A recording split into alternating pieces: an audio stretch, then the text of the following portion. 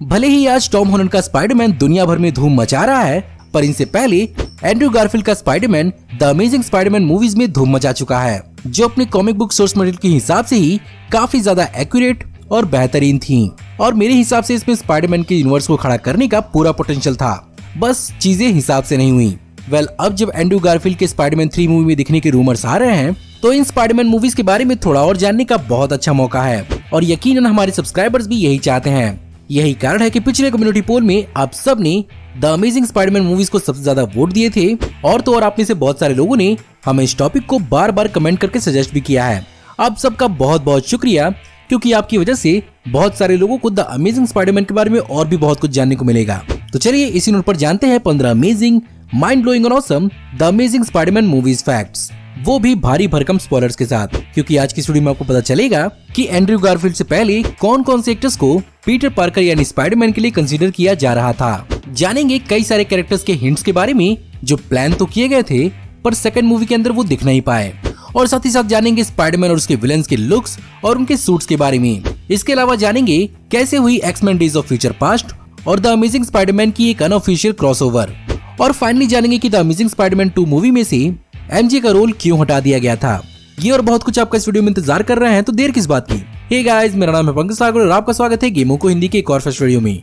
Now without wasting any more time, let's get started. Originally पहले the amazing Spiderman की जगह Sam Raimi की Spiderman 4 movie आने वाली थी, लेकिन स्पाइडरमैन 3 के मिले जुले क्रिटिकल और फाइनेंशियल रिस्पॉन्स और स्पाइडरमैन 4 के बजट में एक्स्ट्रा 100 मिलियन बढ़ने से सोनी ने 2010 में सैम राइमी की स्पाइडरमैन मूवीज को कैंसिल कर दिया, जिसके बाद उन्होंने स्पाइडरमैन फ्रेंचाइजी को द अमेजिंग स्पाइडरमैन के रूप में फिर से रिबूट किया, और 1962 के द अमेजिंग फैंटेसी इशू 15 में पहली बार दिखने के बाद ठीक 50 साल बाद 2012 में इस मूवी को स्पाइडरमैन की 50th एनिवर्सरी पर रिलीज किया गया। अब चलिए बात करते हैं इन दोनों मूवीज के कास्टिंग के बारे में। तो स्पाइडरमैन में लीड कैरेक्टर यानी पीटर पार्कर का रोल प्ले करने के लिए 17 एक्टर्स को कंसीडर किया जा रहा था, जिनमें से बहुत सारे पॉपुलर एक्टर्स थे, जैसे कि Taylor Lautner, Joseph Gordon Levitt, Robert Pattinson, Zac Efron, और यहाँ तक कि हमारे हैरी पॉटर डैनियल रैडक्लिफ। वहीं पर ग्वेन स्टेसी के रोल के लिए 19 एक्ट्रेसेस को कंसीडर किया जा रहा था, जिनमें से भी कुछ हॉलीवुड की पॉपुलर एक्ट्रेसेस थीं, जैसे कि एमा रॉबर्ट्स, एना कैंड्रिक, मैरी एलिजाबेथ विंस्टेड, लिंडसे लोहन और एम्बर हर्ड। वहीं दूसरी ओर डॉक्टर कर्ट कॉनर्स का रोल पहले माइकल फॉसबेंडर को दिया जा रहा था, लेकिन उन्होंने इसके बजाय एक्स-मैन के मैग्नीटो का रोल चुना, जो मेरे हिसाब से काफी अच्छा डिसीजन था। वहीं दूसरी ओर 2008 की इन ट्रीटमेंट टीवी सीरीज में इरफान खान की परफॉर्मेंस को देखकर उन्हें इस मूवी के लिए अप्रोच किया गया था, लेकिन वो इस मूवी में काम नहीं करना चाहते थे, लेकिन उनके बच्चे स्पाइडरमैन के बहुत बड़े फैन थे, जिसके कारण उन्होंने रजीत राठा का रोल प्ले किया। वैसे लोगों को पहले ऐसा ही लगा था कि वो मूवी के अंदर प्रोटो गॉब्लिन के रूप में दिखेंगे, लेकिन ऐसा नहीं हुआ। इस मूवी में स्पाइडरमैन का रोल प्ले करने के लिए एंड्रयू गारफील्ड ने बहुत ही ज्यादा तगड़ी ट्रेनिंग की, जहां पर उन्होंने अपने पर्सनल ट्रेनर अरमांडो एलार्कन और मूवी के स्टंट कोऑर्डिनेटर एंडी आर्मस्ट्रॉन्ग के साथ 6 महीने तक हफ्ते के 6 दिन trampoline, power moves, basketball, martial art, gymnastic और पार्कोर तक की ट्रेनिंग ली। यहाँ तक कि उन्होंने स्केटबोर्ड तक चलाना सीखा। और एंड्रयू गारफील्ड अकेले नहीं थे। इस मूवी में डॉक्टर कर्ट कॉनर्स का रोल प्ले करने वाले रीस इफेंस ने अपनी एक हाथ का इस्तेमाल मूवी की शूट से महीनों पहले ही कम कर दिया था।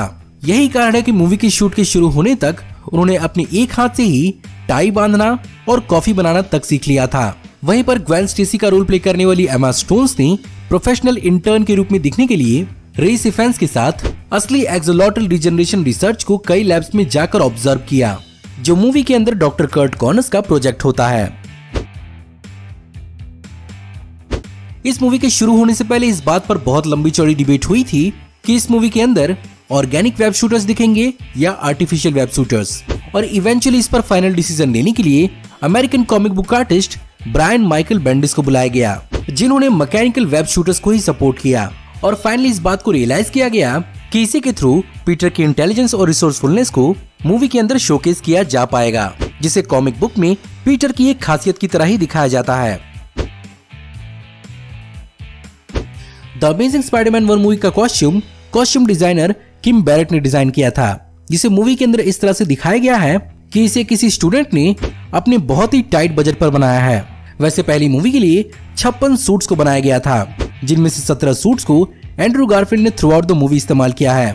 वहीं पर बाकी के सूट्स को स्टंटमैन ने इस्तेमाल किया है। और तो और इन सूट्स की आंखों के लिए 100 सनग्लासेस लेंसेज का इस्तेमाल किया गया है। और इस सूट को पहनने के लिए एंड्रू गारफील्ड को तकरीबन 20 मिनट तक का समय लगता था। और अब मुझसे ये मत पूछिएगा कि वो बाथरूम कैसे जाते थे। अब भाई कोई ना कोई जुगाड़ तो जरूर होगा। बावजूद इतनी सारी परेशानी के सेकंड मूवी के अंदर इस कॉस्ट्यूम का पूरा डिजाइन बदल दिया गया, जहां पर इसे कॉस्ट्यूम डिजाइनर डेब्रा लिन स्कॉट ने डिजाइन किया और स्पाइडरमैन को एक कॉमिक बुक एक्यूरेट लुक दिया गया। इन मूवीज के वीएफएक्स का जिम्मा सोनी पिक्चर्स के इमेज वर्क डिवीजन ने संभाला था, जहां पर सेकंड मूवी के अंदर फिजिक्स का बहुत ज्यादा ख्याल रखा गया है और चीजों को रियलिस्टिक एज पॉसिबल रखा गया है। यही कारण है कि स्पाइडरमैन की स्विंगिंग एनिमेशन को ठीक से दिखाने के लिए पूरा का पूरा एक नया सॉफ्टवेयर एल्गोरिदम लिखा गया था। और हवा में दिखने वाले इसके कई सारे पोजेस का इंस्पिरेशन स्पाइडरमैन कॉमिक से डायरेक्टली लिया गया है, जिन्हें मूवी के लिए रियल लाइफ फिजिक्स के साथ कंबाइन करना एक बहुत बड़ा चैलेंज था। यही नहीं, कई सारी जगहों पर इंडिविजुअल मसल एनिमेशन का भी इस्तेमाल किया गया है। इसी के कारण स्पाइडरमैन के कई सारे पोजेस डायनेमिक लाइटिंग के अंदर इतने ज्यादा कूल लग पाए। और तो और दूसरी मूवी के कई सारे सीन में स्पाइडरमैन पूरी तरह से कंप्यूटर जनरेटेड है। अब भाई ये तो बात हो गई स्पाइडरमैन की। अब चलिए बात करते हैं उसके विलेंस की। पहली मूवी के अंदर लिजर्ड का कैरेक्टर एक फुल्ली एनिमेटेड कैरेक्टर है, जिसे हल्के फुल्के मोशन कैप्चर के साथ एनिमेट किया गया है और इसके फेशियल एक्सप्रेशंस को इसके एक्टर रीस इफान्स के रेफरेंस सीन्स के थ्रू एनिमेट किया गया है। और तो और एक्टिंग के साथ साथ इसके लुक्स के लिए कई सारे रियल लाइफ रेप्टाइल्स को गहराई से स्टडी किया गया है। वहीं पर सेकंड मूवी के अंदर जेमी फॉक्स के कैरेक्टर इलेक्ट्रो के लिए 21 सिलिकॉन फेशियल प्रोस्थेटिक्स को जेमी फॉक्स के चेहरे पर लगाया जाता था और इलेक्ट्रो के बाकी के फीचर्स को बाद में सीजीआई की मदद से ऐड किया जाता था। वहीं पर डेन डिहान जिन्होंने हैरी ऑसबॉर्न का रोल प्ले किया है, मूवी के क्लाइमेक्स में वो हमें गॉब्लिन के रूप में दिखे और उन्हें अपने सूट और मेकअप के साथ तैयार होने में 3.5 घंटों का वक्त लगता था। ऊपर से सूट का अपना 25 किलो तक का वजन था। अब भाई ये तो बात हो गई डिजिटल मैजिक की। अब चलिए बात करते हैं कुछ प्रैक्टिकल एलिमेंट्स की। तो पहली मूवी के अंदर ऑस्कॉप लैब का सेट कल्वर सिटी कैलिफोर्निया के सोनी के स्टेज 30 में शूट किया गया है, जो बेसिकली 14,000 स्क्वायर फीट जितना बड़ा है। वहीं पर मूवी के अंदर दिखा midtown science high school Sony के स्टेज 15 में बनाया गया था, जिसमें 5 हॉलवेज, एक रेस्टरूम, एक प्रिंसिपल ऑफिस, एक सेक्रेटरी ऑफिस और एक केमिस्ट्री क्लास बनाया गया था। और यहीं पे स्पाइडरमैन का लिजर्ड के साथ फाइट भी शूट किया गया है। सेकंड मूवी स्पाइडरमैन की पहली मूवी थी, जिसे इंटायरली न्यूयॉर्क के अंदर शूट किया गया था।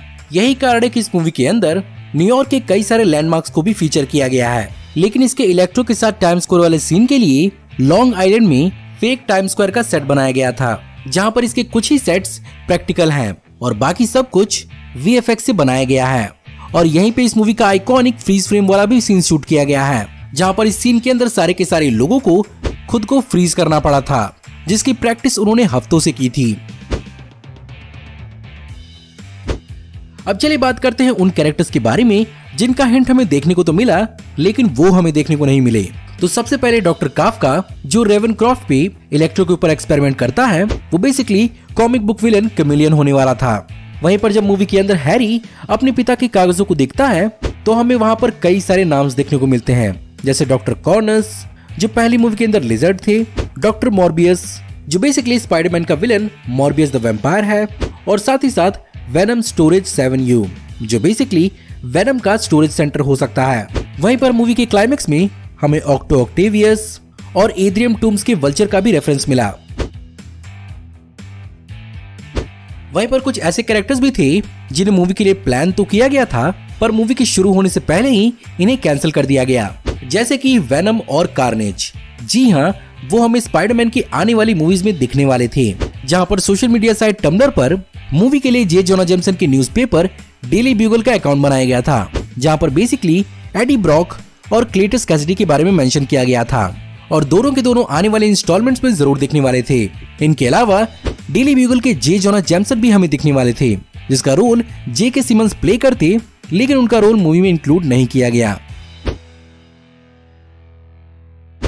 अब भाई रोल काटने की बात चली रही है, तो एक बहुत बड़ा रोल था जिसे सेकंड मूवी से पूरी तरह से हटा दिया गया, जिसमें अमेरिकन एक्ट्रेस शाइलिन वुडली हमें एमजे के रूप में दिखने वाली थी। यहाँ तक कि उनके कई सारे सीन्स शूट भी किए गए थे, पर मूवी में बहुत सारे कैरेक्टर्स होने की वजह से और साथ ही साथ ग्वेन की डेथ की वजह से डायरेक्टर्स पीटर की लाइफ में एक रोमांस पार्टनर को इतनी जल्दी इंट्रोड्यूस नहीं करना चाहते थे, इसलिए उन्होंने इस कैरेक्टर को मूवी से हटा दिया।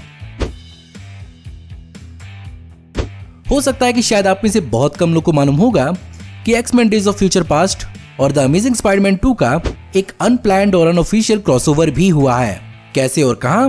वेल, चलिए एक्सप्लेन करते हैं। हुआ ये था कि मार्क वेब ने 20th सेंचुरी फॉक्स के साथ एक मूवी डील साइन की थी, लेकिन द अमेजिंग स्पाइडरमैन 2 के बाद वो फॉक्स की मूवी नहीं बना पाए, जिसके कारण इसका हर्जाना सोनी ने चुकाया, जहां पर उन्होंने थिएटर्स में द अमेजिंग स्पाइडरमैन 2 की एंड क्रेडिट्स के दौरान X Men days of future past के कई सारे प्रमोशनल ट्रेलर्स और फुटेज को इंक्लूड किया। स्पाइडरमैन 2 को क्रिटिकली और फाइनेंशियली बहुत ही मिला जुला रिस्पॉन्स मिला और स्पाइडरमैन 2 ने लोगों को इस नई रिबूटेड फ्रेंचाइजी के आने वाले फ्यूचर को लेकर और इतने सारे कैरेक्टर्स को एक साथ दिखाकर बहुत ज्यादा कंफ्यूज कर दिया। वैसे इस मूवी के बाद सोनी ने प्लान किया था कि वो एक सिनिस्टर 6 मूवी लेकर आएंगे, जो बेसिकली अमेजिंग स्पाइडरमैन 3 मूवी होने वाली थी, जो 2018 तक रिलीज होती। लेकिन ऑडियंस के रिएक्शन को देखकर सोनी इन मूवीज के प्लान्स को लेकर आनाकानी करने लगा। वहीं एक रूमर रिपोर्ट निकलकर ये भी आई कि सोनी की एंड्रू गारफील्ड के साथ अनबन हो गई है। इसी दौरान सोनी पिक्चर्स का इन्फेमस सोनी हैक भी हुआ, जिसमें हैकर्स ने सोनी पिक्चर्स के कई सारे डॉक्यूमेंट्स को पब्लिकली लीक कर दिया था और उसी लीक में बताया गया था कि मार्वल स्टूडियोज की सोनी से बातचीत चल रही है, जिसे पहले तो मार्वल स्टूडियोज ने डिनाई किया, लेकिन बाद में 2015 में सोनी ने इस बात को अनाउंस कर दिया और वहीं से द अमेजिंग स्पाइडरमैन की फ्रेंचाइजी बंद पड़ी है। अब चलिए बात करते हैं इन दोनों मूवीज के अचीवमेंट्स के बारे में।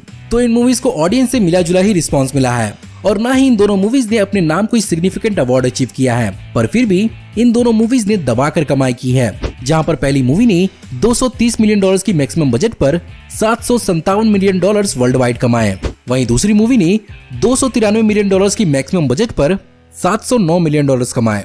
मेरे हिसाब से ये स्पाइडरमैन मूवीज के हिसाब से बहुत ही ज्यादा बेहतरीन मूवीज थी, जहां पर इनके अंदर टोबी मैगवायर के स्पाइडरमैन की तरह मैच्योरिटी भी थी और टॉम हॉलैंड के स्पाइडरमैन मूवीज की तरह फन भी। बस जरा चीजों को अगर एक एक करके आराम से किया गया होता तो शायद ये फ्रेंचाइजी बहुत अच्छा करती, लेकिन जल्दबाजी के चक्कर में सब कुछ कबाड़ा हो गया।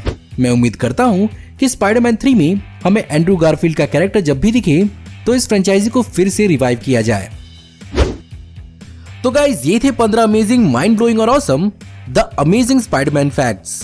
अगर आप इस वीडियो को कुछ दिनों बाद देख रहे हैं तो मैं आपको बता दूं कि आज के दिन दिवाली है, इसीलिए आप सबको a very happy, safe and prosperous Diwali. अगर आज की वीडियो आपको पसंद आई हो तो इस वीडियो को लाइक करिए और साथ ही साथ हमें कमेंट करिए कि आपको इस वीडियो में बताए हुए कौन कौन से फैक्ट बहुत ज्यादा पसंद आए। इसके अलावा अगर आप हमारी ऐसी आने वाली ऑसम वीडियोस को देखते रहना चाहते हैं तो हमारे चैनल को सब्सक्राइब करिए, बेल वाले आइकन को दबाइए और हमारी वीडियोस को बिना मिस किए एंजॉय करते रहिए।